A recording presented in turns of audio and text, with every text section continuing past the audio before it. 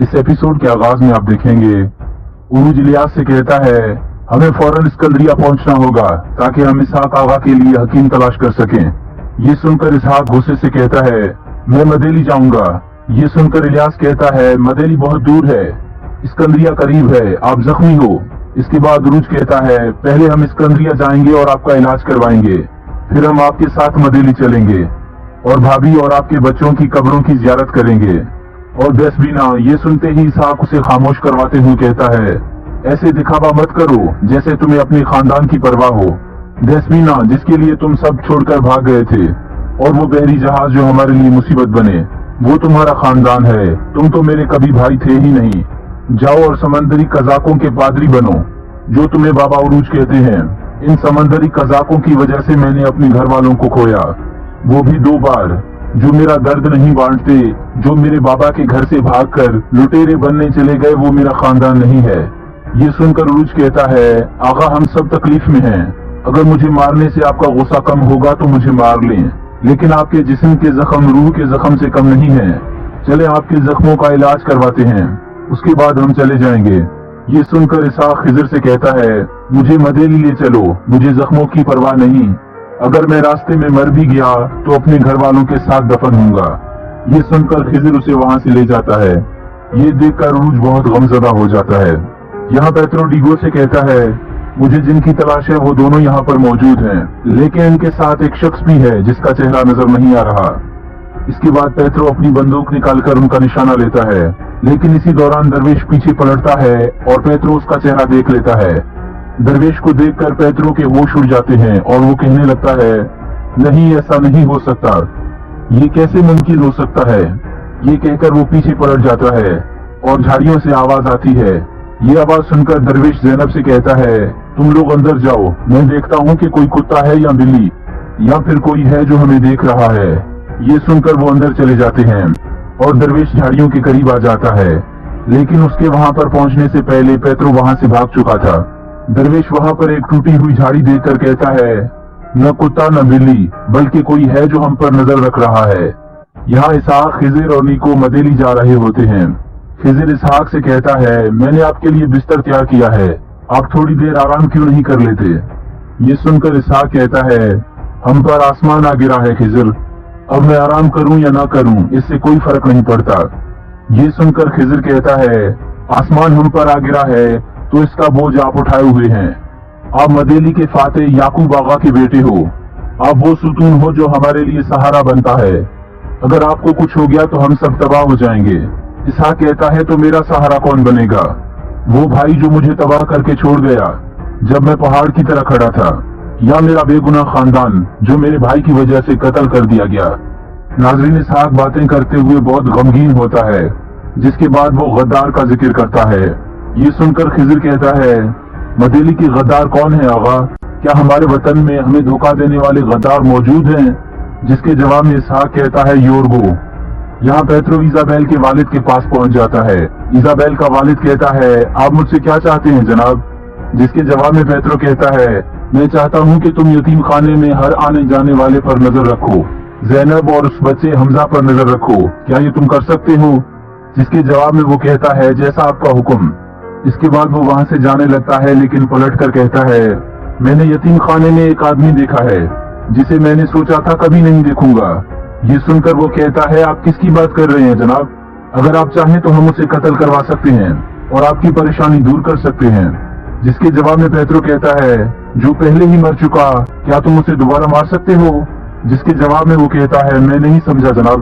Pietro कहता है तुम समझोगे भी नहीं, मैं चाहता हूँ कि तुम उस आदमी के बारे में मालूमात इकट्ठी करो, सफेद दाढ़ी वाला आदमी।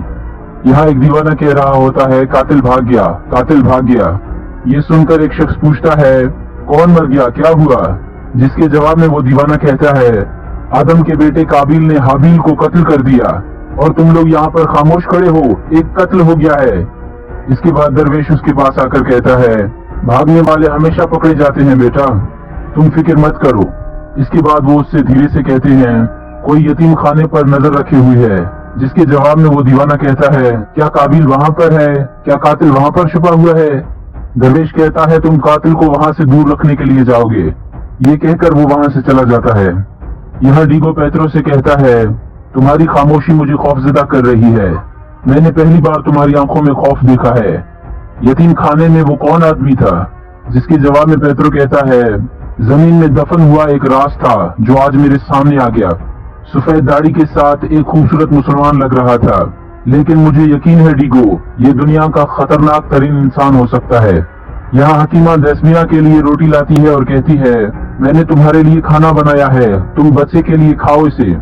دیسمینا کہتی ہے میں تمہاری نیت جانتی ہوں، تم نے اور ایزابیل نے میرے بچے کو مارنے کی کوشش کی، پتہ نہیں تم کھانے میں کیا ڈال کر لائے ہو۔ حکیمہ کہتی ہے تمہارا بچہ تمہیں زہر آلود کر رہا ہے اور تمہیں پتہ تک نہیں، لیکن دیسمینا کسی طرح سے اسے وہاں سے بھگا دیتی ہے۔ یہاں الیاس عروج سے کہتا ہے اسحاق آقا کی طبیعت خراب ہے، وہ نہیں چاہتے تھے کہ ہم ان کے ساتھ جائیں، لیکن ہمیں پھر بھی ان کے ساتھ جانا چاہیے تھا۔ جس کے جواب میں عروج کہتا ہے میرے ذہن میں بھی یہی آیا تھا الیاس، مگر کیا کرتے، یہ جہاز ہمارے پاس امانت ہے، ان سب لوگوں نے اپنی جانیں ہمارے لیے خطرے میں ڈال دی اور مجھے جلدی دیسمینا سے بھی ملنا ہے۔ جس کے جواب میں الیاس کہتا ہے کیا کوئی مسئلہ ہے کیا بھائی، کیا بھابھی ٹھیک تو ہیں؟ جس کے جواب میں عروج کہتا ہے الحمدللہ وہ ٹھیک ہے، آغا کی حالت کی وجہ سے میں وہاں پر نہیں بتا پایا، دیسمینا امید سے ہے۔ یہ سن کر الیاس خوش ہو جاتا ہے اور کہتا ہے تو آپ بتا دیتے اسحاق آقا خوش ہو جاتے، لیکن پھر وہ کہتا ہے وہ کیسے خوش ہوتے، ان کا گھر جہنم بن گیا ہے، ان کے زخم ہمیشہ تازہ رہیں گے۔ یہ سن کر عروج کہتا ہے میں بھی اسی لیے خاموش رہا۔ اس کے بعد اگلا دن شروع ہو جاتا ہے۔ کیلمنوس میں پیترو رات کو سے پوچھتا ہے خبری نے اس انجینئر کا نام کیا بتایا؟ رات کو کہتا ہے ابو محمد۔ اس کے بعد وہ کہتا ہے مجھے سمجھ میں نہیں آیا جناب، ان دیہاتیوں کے لیے کون سا انجینئر کشتیاں بنا رہا ہے جس کی وجہ سے پوپ حضرت بذات خود زحمت کر رہے ہیں، اور اس سے بھی بڑھ کر کہ اس شخص کو آپ نے خود پکڑ کر پوپ حضرت کے سامنے پیش کرنا ہے۔ جس کے جواب میں پیترو کہتا ہے تمہاری ذمہ داری حکم کی تفتیش نہیں بلکہ عمل کرنا ہے، یہ ابو محمد ممالک کے لیے کام کرتا ہے، اسکندریہ سے سیلیو پیغام بھیجے گا، وہ ہمیں ضروری ترتیب کا منصوبہ بنا کر بھیجے گا۔ اس کے بعد پیترو اس سے پوچھتا ہے یہ سلیمان کتاب والے کا معاملہ کہاں تک پہنچا؟ رات کو کہتا ہے چاروں طرف تلاش جاری ہے، بہت جلد ہم نتائج تک پہنچ جائیں گے۔ یہاں عروج اپنے ساتھیوں کے ساتھ اسکندریہ پہنچ جاتا ہے۔ بندرگاہ پر کلچ بھی ان کا استقبال کرتے ہیں اور کہتے ہیں کیا ہوا، اس پوسیڈن کو واصل جہنم کر دیا؟ جس کے جواب میں عروج کہتا ہے ہم نے اسے سمندر کی تہ میں روانہ کر دیا، لیکن اسے آخری سانس لیتے اپنی آنکھوں سے نہیں دیکھ سکے۔ یہ سن کر کلچ بے بہت خوش ہو جاتے ہیں اور انہیں گلے سے لگا لیتے ہیں۔ وہیں دور کھڑا کلچ بے کا بیٹا ان کو دیکھ رہا ہوتا ہے اور اپنے ساتھ کھڑے جعفر سے کہتا ہے اسے کیسے اپنے بیٹے کی طرح گلے سے لگا سکتے ہیں، مجھے یاد نہیں کہ آخری مرتبہ انہوں نے کب مجھے گلے سے لگایا۔ ایسے خوش ہو رہے ہیں کہ جیسے عروج نے سارا بحریہ روم فتح کر لیا۔ یہاں ایزابیل حکیمہ سے پوچھتی ہے اب دیسمینا کی طبیعت کیسی ہے؟ حکیمہ کہتی ہے وہ پاگل ہو گئی ہے، جب تک بچہ اس کے پیٹ میں ہے وہ ٹھیک نہیں ہوگی، وہ بچہ اسے اندر سے زہریلا کر رہا ہے اور اسے اس بات کی خبر تک نہیں، وہ قاتل قاتل چلا رہی ہے۔ ایزابیل کہتی ہے کون ہے قاتل، یہ کہاں سے آ گیا؟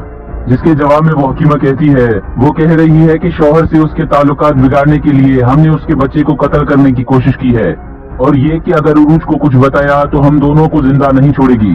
ایزابیل کہتی ہے وہ عورت واقعی پاگل ہو چکی ہے۔ عورت کہتی ہے وہ تمہارے بارے میں بھی جانتی ہے۔ ایزابیل کہتی ہے کیا جانتی ہے؟ عورت کہتی ہے بابا عروج سے تمہارا قریبی تعلق۔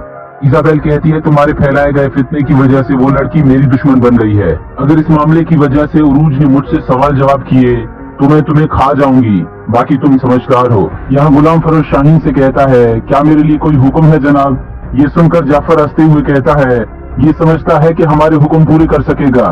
یہ سن کر شاہین غصے میں آ کر کہتا ہے کیا تم اپنی ذمہ داری پوری کر پائے جعفر؟ جعفر کہتا ہے آپ فکر نہ کریں جناب، یہ عروج کا معاملہ بہت جلد حل ہو جائے گا۔ جعفر اس کا گریبان پکڑتے ہوئے کہتا ہے کیسے حل ہوگا؟ بابا عروج کے آس پاس رش بڑھ رہا ہے، ہر گزرتے دن کے ساتھ وہ لوگوں میں مشہور ہو رہا ہے، کیا تم اسے ختم کرو گے؟ تم بھی اسی کی طرح چور ہو، لیکن وہ کم از کم اپنے کام تو پورے کرتا ہے۔ یہ سن کر جعفر کہتا ہے عروج صرف ہمارا ہی دشمن نہیں ہے جناب، بلکہ اس کے دشمن اور لوگ بھی ہیں۔ یہاں سمندر کے کنارے دو لوگ مچھلی پکڑنے جا رہے ہوتے ہیں، اچانک ان کی نظر سمندر کے قریب پڑے ایک شخص پر پڑتی ہے۔ ناظرین یہ انتوان ہوتا ہے، وہ شخص اسے چیک کر کے کہتے ہیں یہ مشکل سے سانس لے رہا ہے، اسے حکیم کے پاس لے کر چلتے ہیں۔